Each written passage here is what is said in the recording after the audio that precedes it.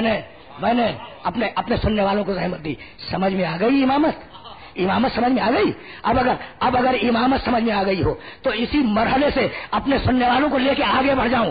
بھائی بہت طویل سلسلہ گفتگو نہیں ہے. دیکھو ساجدین کے معنی سجدہ کرنے والے, ٹھیک. عابدین کے معنی عبادت کرنے والے. جتنے بھی لغت ملے نا دنیا میں عربی زبان کے, سب میں دیکھ لینا. ساجدین کے معنی سجدہ کرنے والے, عابدین کے معنی عبادت کرنے والے. لیکن قرآن تمہاری ڈکشنریوں کا اور تمہارے لغتوں کا پابند نہیں ہے. قرآن نے ساجدین کا لفظ کس کے لیے استعمال کیا ابھی بتاتا ہوں. فیضا, دو مقامات پہ ہے یہ آیت. فیضا سویتہ ونفخت فیہ من روحی فقعوا لہ ساجدین. فرشتوں جب میں آدم کو بنا لوں ساجدین میں ہو جاؤ, سجدہ کرو. تو قرآن کی اصطلاح میں سارے فرشتے ساجدین, ٹھیک ہے نا. دیکھو اپنی طرف سے کچھ نہیں کہہ رہا ہوں, میں اپنی طرف سے میں کچھ نہیں کہہ رہا ہوں. قرآن کی نگاہ میں سارے فرشتے ساجدین. اور اب سورہ انبیاء کی 73ویں آیت کا آخری ٹکڑا وَكَانُوا لَنَا عَابِدِينَ. یہ جو نبی گزرے ہیں یہ عابدین تھے. تو اصطلاح قرآن میں سارے آسمان والے ساجدین, اصطلاح قرآن میں سارے زمین والے نبی عابدین. بھائی اب توجہ رکھنا, فرشتے ہیں ساجدین, نبی ہے عابدین. اور میرا امام ایسا ہے کہ جب سجدے کیے تو سجد الساجدین بنا, جب عبادت کی تو زین العابدین کہلایا. میں نے اپنے سننے والوں کو زحمت دی. آ گئی نا بات. یہ سید الساجدین ہے, یہ زین العابدین ہے. پہنچ گئی بات؟ نہیں بھائی سننا, اس لیے کہ میں کسی خاص مرحلے تک اپنے سننے والوں کو لے کے جانا چاہ رہا ہوں. یہ سید الساجدین ہے, یہ زین العابدین ہے, ٹھیک ہے نا. نہیں, جو کہنا چاہ رہا ہوں سننا, جو کہنا چاہ رہا ہوں وہ اگر پہنچ گیا تو میرا مشن مکمل ہے, میری محنت سوالت ہے. یہ سید الساجدین جس کا ایک لقب ہے سید الصابرین, صبر کرنے والوں کا سردار, جب یزید کے دربار میں آیا ہے. بھائی دو چار جملے سن لو. یہ جب یزید کے دربار میں آیا ہے نا, یہ ایسے لوگ ہیں, یہ جو امام ہے نا ہمارے, یہ ایسے لوگ ہیں کہ ظالم ان کی گردن کی رگوں کو تو کاٹ سکتا ہے لیکن ظالم ان کے کردار کو نہیں کاٹ سکتا. سمجھ رہے ہو؟ ظالم ان کے کردار کی رگوں کو نہیں کاٹ سکتا. اب یزید کے دربار میں بس سننا, دو مسائل بہت کم پڑھنے کا عادی ہوں لیکن اب یہ واقعہ درمیان میں آ گیا, اسے سنو, 2 جملے مسائل پیش کروں گا. یزید کے دربار میں لوٹے ہوئے اہل حرم کے قافلے کے ساتھ سید سجاد پہنچے. آ گئے نا؟ سننا, آرام سے سننا. بڑا فرق ہے حسین میں اور سید سجاد میں. حسین کے ہاتھ میں ذوالفقار تھی, سجاد کے ہاتھ میں ہتھکڑیاں ہیں. بھائی ہے یا نہیں؟ ایسا ہے یا نہیں؟ حسین کے ہاتھ میں ذوالفقار تھی, سجاد کے ہاتھ میں ہتھکڑیاں ہیں. حسین کے سینہ سپر اکبر و عباس تھے, سید سجاد کے سینہ سپر لوٹے ہوئے اہل حرم ہیں. حسین کے پاس جانثار دوستوں کا مجمع تھا, ٹھیک ہے نا. سید سجاد کے ساتھ کٹے ہوئے سروں کا مجمع ہے. اور ایسے میں سنتے جاؤ اور ایسے میں میں مسائل تک نہیں پہنچا. ایسے میں ایک مرتبہ جب درباریوں نے آنے والے قیدی کی شان دیکھی تو ایک نے دوسرے سے پوچھا, یہ ہے کون؟ مجمع میں ایک دوسرے سے پوچھ رہا تھا, یہ کون ہے, یہ کہاں کا قیدی ہے, اس کے چہرے پر شرافت کے آثار ہیں. ٹھیک بھائی سننا, اس لیے کہ سننے کی بات کر رہا ہوں. چہرے پر شرافت کے آثار ہیں, یہ کون ہے؟ ایک مرتبہ سید سجاد نے مجمع کی وہ باتیں سنی اور مخاطب ہوئے یزید سے, کہنے لگے یا یزید حل ارفع علی هذه الاعواد وابین لهم مننا. یزید کیا تو مجھے اجازت دیتا ہے کہ میں ان لکڑیوں پر بیٹھ جاؤں اور بتاؤں کہ میں ہوں کون؟ بھئی کس چیز کو کہا لکڑیاں؟ ممبر کو. دیکھو اس کا نام, یہ لکڑی سے بنا ہوا ہے نا, اس کا نام ممبر ہے, لکڑی نہیں ہے. سید سجاد نے کیا کہا؟ کہ میں ان لکڑیوں پہ بیٹھ جاؤں اور بتاؤں کہ میں ہوں کون؟ ممبر کو لکڑی فقط 2 آدمیوں نے کہا پوری تاریخ میں. ممبر کو لکڑی پوری تاریخ میں فقط 2 انسانوں نے کہا.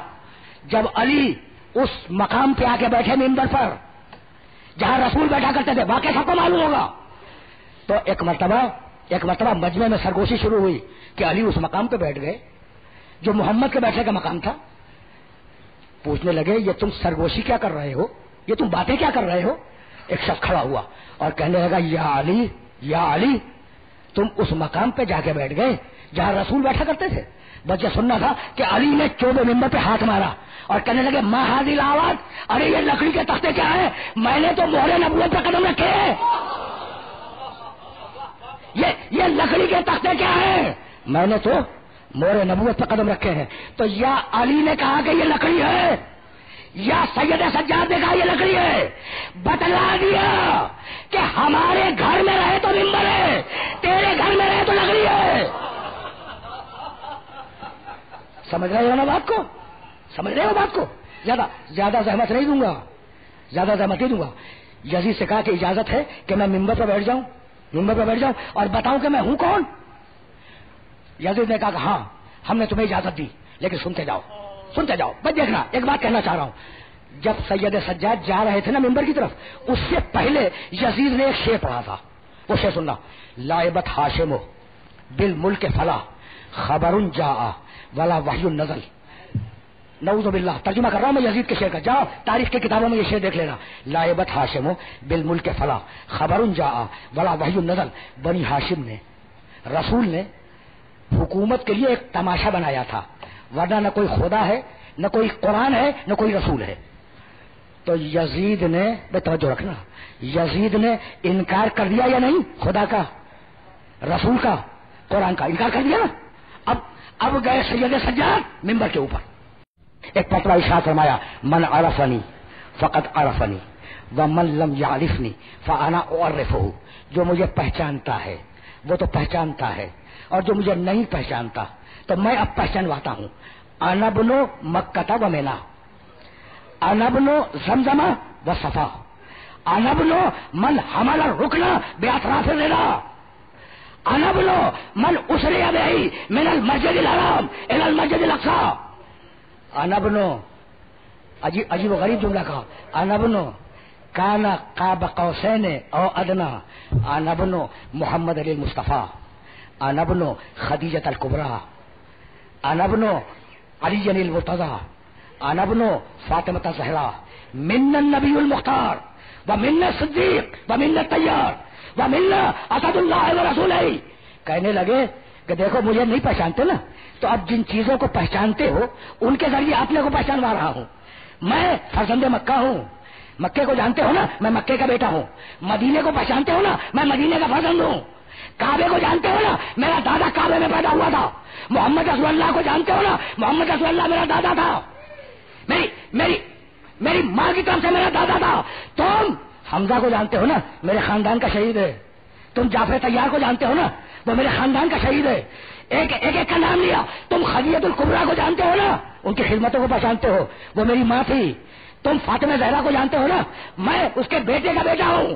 تعارف کرایا، اور تعارف کرانے کے بعد ایک مرتبہ آواز دی: انا ابن المظلوم جنرل وانا ابن.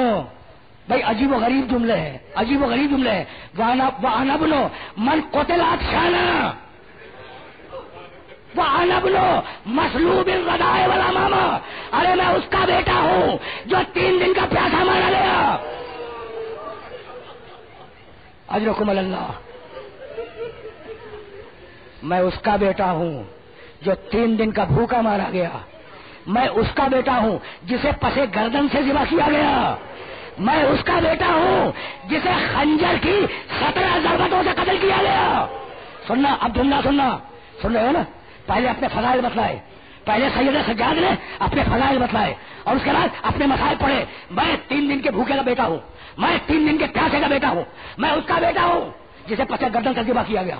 میں اس کا بیٹا ہوں جس کا سر خنجر کی 17 ضربتوں سے الگ کیا گیا، اور اس کے بعد ہتھکڑی لگے ہوئے ہاتھوں کا اشارہ کیا. سید سجاد نے، اور سارا مجمع مڑا اس مشعلے کی طرف. ایک مرتبہ سجاد نے کہا وہ جو سر دیکھ رہے ہو نا تشت میں، وہ کسی اور کا سر نہیں ہے، وہ کسی اور کا سر نہیں ہے، وہ میرے باپ کا سر ہے. میرے دوستو، میرے عزیزو، اب میں زحمت نہیں دوں گا. 5 دقیقوں کی زحمت ہے. یزید گھبرا گیا. دیکھو سید سجاد کی شہادت کی سب ہے نا، اس لیے میں نے چاہا کہ سید سجاد کا ایک ہلکا سا تعارف ہو جائے. ٹھیک. یزید گھبرا گیا. مجمع رو رہا ہے. وہ جو مجمع سن رہا تھا نا سید سجاد کی تقریر کو، وہ رو رہا تھا. ایک مرتبہ یزید نے سوچا کہ میں جلاد سے کہوں اس جوان کو قتل کر دے. اب جو یزید نے ملک کے جلاد کو دیکھا تو دیکھا کہ جلاد نے تلوار پھینک دیا اور آنکھوں سے آنسو جاری ہے.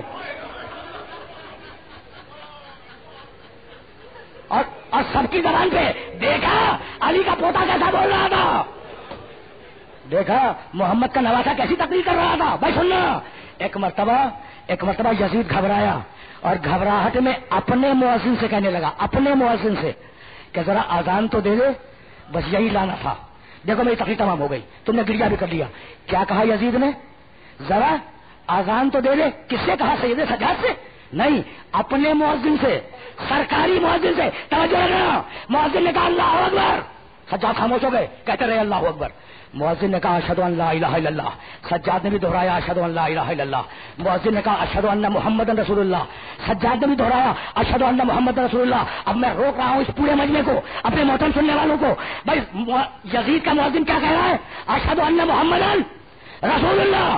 ابھی کچھ دیر پہلے یزید نے کہا تھا رسالت تماشا ہے، اور ابھی میرے امام نے اس کے سرکاری مؤذن سے کہہ دیا رسالت تماشا نہیں ہے، رسالت حقیقت ہے. ابھی کچھ دیر پہلے کہہ رہا تھا نا کہ رسالت ڈھونگ ہے، رسالت کھیل ہے، اور مجبور کر دیا سید سجاد نے یزید کو کہ اپنے سرکاری مؤذن سے اذان دلوائے اور محمد کی رسالت کا اعلان کروائے. بس اب اس سے زیادہ اپنے سننے والوں کی خدمت میں عرض نہیں کروں گا. رسالت کا ایک ادنا کرشمہ ہے. کبھی پھر صحیح کہ سجاد کا کنٹریبیوشن کیا ہے؟ نبوت اور رسالت کا تسلسل ہے امامت، اور امامت کا ادنا کرشمہ ہے کہ جس نے انکار کیا رسالت کا، اسی دربار میں اسی کے مؤذن سے رسالت کا اقرار کروا دیا. سمجھ رہے ہو نا؟ تو سید سجاد کی پوری زندگی بھائی توجہ رکھنا، فقط اس چیز میں گزر گئی کہ جس کا اقرار کرے حاکم اس کا انکار کر دوں. حاکم فساد کا اقرار کرتا ہے، ظلم کا اقرار کرتا ہے، خدا کے نہ ہونے کا اقرار کرتا ہے، محمد کی نبوت کو چیلنج کر رہا ہے. میں اس کے خلاف خدا کو ثابت کروں گا، ظلم کے خلاف بولوں گا، عدل کے فیور میں بولوں گا، رسالت ثابت کروں گا، اور اس کے ساتھ کربلا کا ظلم بھی سناتا جاؤں گا. 35 سال سید سجاد نے کربلا کے واقعے پہ گریہ کیا. 35 سال پوری امامت 35 سال کی ہے، اور کیا کیا؟ کربلا پر گریہ.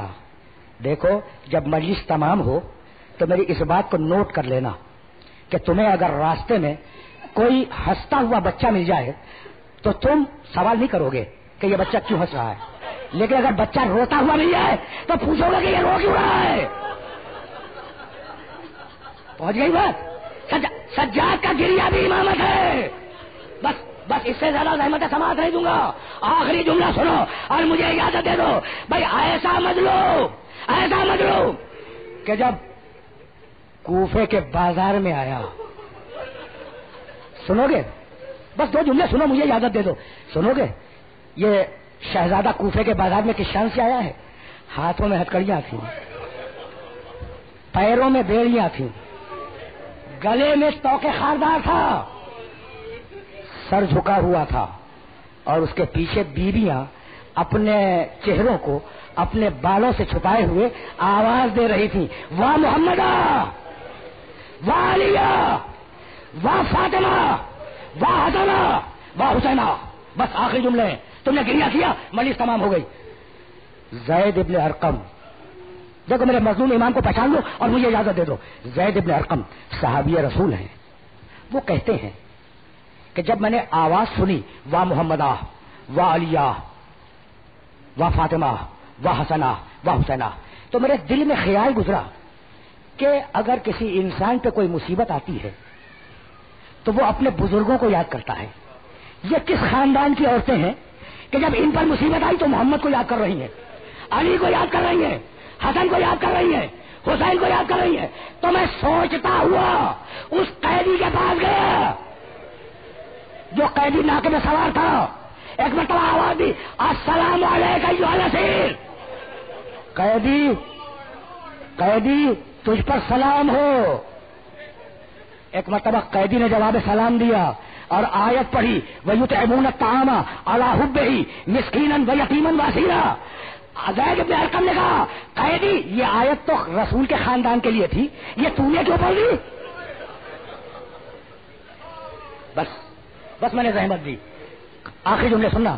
قیدی نے ایک مرتبہ آیت تطہیر پڑھی, انما یرید اللہ لیذھب عنکم الرجس اہل البیت ویطہرکم تطہیرا. زید بن ارقم صحابی رسول ہیں, گھبرا گئے, کہنے لگے قیدی یہ آیت تو اس وقت نازل ہوئی تھی نا جب رسول چادر کے اندر اپنے خاندان کے ساتھ تھے, یہ تو نے کیوں پڑھی؟ قیدی نے تیسری آیت پڑھی, فقل تعالوا ندعو ابناءنا وابناءکم ونساءنا ونساءکم وانفسنا وانفسکم.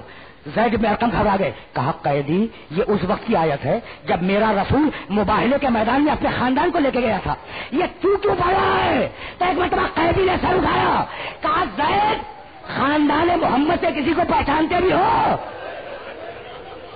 آخری جملہ سننا, زید خاندان محمد سے کسی کو پہچانتے بھی ہو؟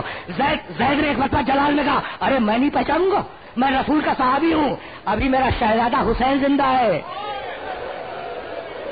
آخری جملہ, ابھی میرا شہزادہ حسین زندہ ہے, ابھی حسین کا بیٹا سید سجاد زندہ ہے.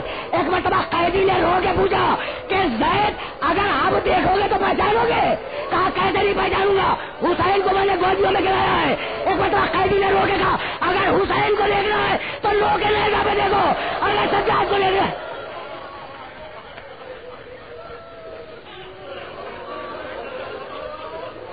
وَسَيَعْلَمُ الَّذِينَ ظَلَمُوا أَيَّ مُنقَلَبٍ يَنقَلِبُونَ رَبَّنَا تَقَبَّلْ مِنَّا إِنَّكَ أَنْتَ السَّمِيعُ الْعَلِيمُ.